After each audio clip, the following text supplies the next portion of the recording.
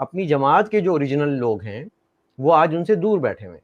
तो यानी कि आपने एक जमात बनाई, उस जमात में जो जितने भी लोग थे वो आपसे दूर हो चले, और अब आपने जो लोग जमा किए, भर्ती किए या भर्ती करवा के आपको पकड़ धकड़ के दिए गए वैगन में भर के, वो सब के सब लोटे निकले।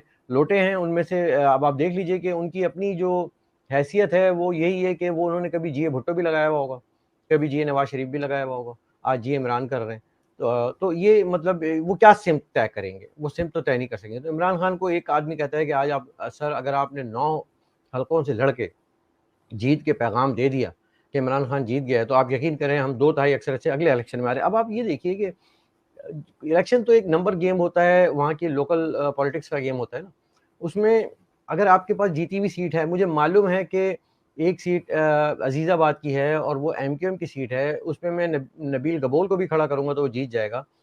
तो फिर उसमें कोई बहस की गुंजाइश नहीं रहती कि ये इसकी जीत से मेरे पूरे पाकिस्तान की जीत का जो है ना दारोमदार हो, right? So these are the factor के जो जिस तरह से लेफ्ट राइट सेंटर मुंतशिर होते हुए नज़र आ रहे हैं, इनको जो सबसे बड़ा इस वक्त मसला और उसका सामना है वो है सिमत का तयन करना। आप अपने आप को, अगर ये अपने आप को एक अपोजिशन लीडर समझकर, मानकर असेंबली में आ जाते, बैठ जाते, कुर्सी पे बैठ जाते, वहाँ से कुर्सी शिफ्ट होना आसान होता है। बाहर बैठ के धरनों से, टैंकरों पे खड़े होकर और मतलब डी चौक पर आकर और गाने नचवाकर, ये जो है ना, इससे हुकूमतें नहीं आती, ये तय बात है। मतलब जलसों धरनों से भुट्टो को फांसी से कोई नहीं बचा सका, ठीक है? तो ये हमें मालूम है कि फैक्ट्स क्या हैं, कॉन्स्टिट्यूशनल जो पॉलिटिक्स है वो कहाँ लड़ी जाती है, हलकों में किस तरह से इंतखाबात होते हैं। इमरान खान को ये समझने की ज़रूरत है, बैठ के ड्राइंग बोर्ड पे नक्शा बना के सीट बाई सीट डिसाइड करके अपनी एक इलेक्टोरल कैंपेन को चलाने की ज़रूरत है। ये जो मज़ाहमती सियासत है ना, ये कोई इनके बस की बात नहीं है। लेकिन हमेशा से इमरान खान यही दावे करते रहे कि उनकी पार्टी बाकी पॉलिटिकल पार्टी से मुख्तलिफ है। इनके यहाँ खानदानी सियासत नहीं है, इनके यहाँ जो है फैमिलीज जो है वो नहीं आती सियासत में, ना अपने बच्चे हैं ना किसी और के बच्चे हैं। लेकिन अब हम देख रहे हैं कि ना सिर्फ ये कि दूसरे पॉलिटिकल जो इनके साथ काम कर रहे मेंबर्स, उनके अलावा शाह महमूद कुरैशी साहब की बेटी भी जो है उनको लाया गया है सियासत में, जिसपे काफी एतराज हो रहा है, ना सिर्फ बाहर से बल्कि पीटीआई के अपने लोगों की तरफ से भी। इमरान रियाज ने भी आज ट्वीट कर दी है कि ये गलत बात है, लेकिन ये कोई अनहोनी बात नहीं है। पाकिस्तान के हर हलके में बाप के बाद बेटा आता है, भतीजा आता है। हमारे मुल्क में सबसे बड़ी मिसाल मौजूद है, वज़ीर आज़म और जो है वो वफाक में है, तो पंजाब में वज़ीर आला हमज़ा शहबाज होगा, और कोई सीट नहीं थी वरना वो किसी और को भी दी जाती। तो ये तो कोई मामूल की बात है, लेकिन वाक़ई देखा जाए कि अगर शाह महमूद कुरैशी साहब के साहबज़ादे ने वो सीट खाली की है, तो वो अब साहबज़ादी को जाएगी।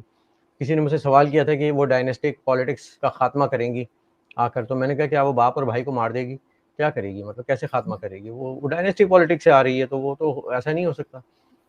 और इनके पास बेसिकली ये जो इलेक्टेबल्स की सियासत है, ये इसी की बुनियाद पे इमरान खान की पार्टी खड़ी हुई। उनको मालूम है कि ये पीर तरीक़त मौलाना हज़रत शाह नक्शबंदी कुरैशी की सीट है, गद्दी है, तो इस पे किसी को भी इनके ख़ानदान के खड़ा करो। सीट पीटीआई को आनी है, हमें इनफ है, हम बाकी सीटों को देखते हैं, तो वो भी सीट गेम ही खेल रहे हैं ना। सो और ऐसी कई सीटों पे ऐसा होगा। लेकिन मसला ये है कि जो सीटें इन्होंने ऑर्गेनिकली जीती थी, जेन्युइनली जीती थी, वो तो उस पे उनको टफ टाइम मिलेगा। अगर उनके कैंडिडेट्स अच्छे ना हुए तो अच्छे होने चाहिए ताकि वो टफ टाइम दे सकें।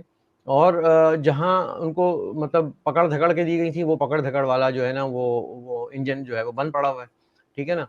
वो गियर में नहीं जा रहा, वो तो न्यूट्रल पड़ा हुआ है। तो जब वो न्यूट्रल गियर में गाड़ी आगे बढ़ाने वाली या पीछे लगाने वाला इंजन ही बंद पड़ा हुआ है, तो अब इनको रियल इलेक्टोरल पॉलिटिक्स का सामना है। अब इनको हलकों में जाकर जंग लड़ने का सामना है, अपना आइडियोलॉजी, अपना नज़रिया बेचने का वक्त है, लोगों के दिल जीतने का वक्त है। ये ओवरसीज़ के जो लोग होते हैं, ओवरसीज़ के लोग बड़े मासूम होते हैं ना, ये मतलब उनका दिल पाकिस्तान में अटका होता है। तो वो तो बस पाकिस्तान की भलाई और फंडिंग के नाम पे जो है वो शौकत खानम और कैंसर और नमल यूनिवर्सिटी इस पे अपना दाँव लगा रहे हैं। But the people in Pakistan जिस मिज़री से वो गुज़र रहे हैं, वो इमरान खान को मालूम होनी चाहिए कि वो क्या है, मसाइल क्या हैं। उस मसाइल पे कभी बात नहीं की उन्होंने। 3 साल में उन्होंने उस मसले में से एक भी मसला हल नहीं किया, ना पानी का, ना बिजली का, ना इकोनॉमी का। तो ये सवालात का सामना उनको अब इलेक्शन के आने वाले कैंपेन में करना पड़ेगा, और उनको ज़ाहिर है कि जब इलेक्शन में आएँगे तो आरज़ू ज़रूरी नहीं है कि वो अपने पसंदीदा एंकर्स और जर्नलिस्ट के सामने ही बैठे हैं, वो हो सकता है आपके सामने भी बैठ जाएँ, अगर मुझे मौका मिला तो मैं भी सवाल करूँगा, या शाहज़ेब खानज़ादा से तो वो भागते हैं, उनके पास ही चले जाएँ, तो फिर दूध का दूध पानी होगा, कौम फैसला करेगी। बिल्कुल, आप ठीक कह रहे हैं। लेकिन सर अगर हम इमरान खान को थोड़ी देर के लिए यहाँ पे यहीं पे छोड़ दें और हम बात करें एमक्यूएम की। एमक्यूएम में हम देख रहे हैं कि दोबारा से फारूक सत्तार साहब को सामने लाया जा रहा है। क्या फ्यूचर देख रहे हैं आप अल्ताफ हुसैन साहब का? उन पे आजकल आप बड़ी तनकीद भी कर रहे हैं, और साथ ही साथ एमक्यूएम से क्या उम्मीद लगती है आपको? क्या दोबारा से ये लोग सामने आएंगे, फिर से काम शुरू होगा? अच्छा, आपने बात की फारूक सत्तार की, तो Farooq Sattar is not MQM. Farooq Sattar was the face of one of the faces of the MQM, और वो उन्होंने एक पार्टी चला रहे हैं, रेस्टोरेशन ऑफ एमक्यूएम, यानी कि एमक्यूएम की बहाली। तो उसका मुझे क्या मकसद है समझ में नहीं आता, क्योंकि एमक्यूएम तो ऑलरेडी मौजूद है ग्राउंड पे। उसमें minus Altaf Hussain, party as it is वहीं की वहीं मौजूद है। और 2014 के इलेक्शन 2018 के इलेक्शन में एमक्यूएम के साथ सुतेला सलूक किया गया था, क्योंकि उस वक्त इमरान खान को जिताना था। तो उनको बड़ी फराख दिली से, कुशादा दिली से, वुसअत क़ल्ब का मुज़ाहरा करते हुए 14 सीटें जो है ना इनायत कर दी गई थी, उठा के कराची वालों की। मतलब कोई जिसकी तुक नहीं बनती हो ना, उन्होंने वो काम भी इस मुल्क में हो चुका है। तो अब ज़ाहिर है कि वो क्वेश्चनेबल है, और वो सवालिया एक निशान है। एमक्यूएम इसको आसानी से छोड़ेगी नहीं। एमक्यूएम जो है वो इंटैक्ट है ग्राउंड पे, याद रखिएगा बात को। एमक्यूएम के लोग मौजूद हैं, जो लीडरशिप डेवलप हुई इन 40 सालों में वो मौजूद है ग्राउंड पे।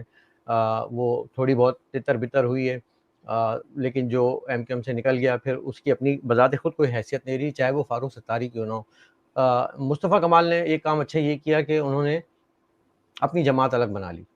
अब अपनी जमात अलग बना ली तो that is the right of every Pakistani कि वो एक सियासी जमात बनाए, एक नज़रिया पेश करे, और उस नज़रिए को लेकर वो पाकिस्तान के इलेक्टोरल प्रोसेस में हिस्सा ले, और अवाम के सामने जाए, उनकी अदालत में जाए, एक्सेप्ट करे। वो बारहा ज़िमनी इंतखाबात हारे, फ़राख दिली से उन्होंने कुशादा दिली का मुज़ाहरा करते हुए उसको एक्सेप्ट किया, कोई एतराज़ नहीं किया, और अगले इलेक्शन की तैयारी की अपनी गलतियों से सीख कर, और वो आइंदा इलेक्शन में भी अपनी गलतियों की जो है इज़ाला करके लड़ने की कोशिश करेंगे, और हो सकता है कि कुछ सीटें निकाल भी लें, और अच्छी बात है निकालें, क्योंकि पाकिस्तान में अल्टरनेट पॉलिटिक्स और पॉलिटिकल पार्टीज़ की शदीद ज़रूरत है। एमक्यूएम ज़्यादा सीटें लेगी निस्बतन 7 सीटों से, तो कहीं ज़्यादा सीटें लेगी कौमी में और सूबाई में भी बहुत ज़्यादा, इसमें मुझे कोई डाउट नहीं है। क्योंकि वो बायकॉट वाला जो खेलने वाले हैं वो तो टिकटॉक पे गाने गा रहे हैं।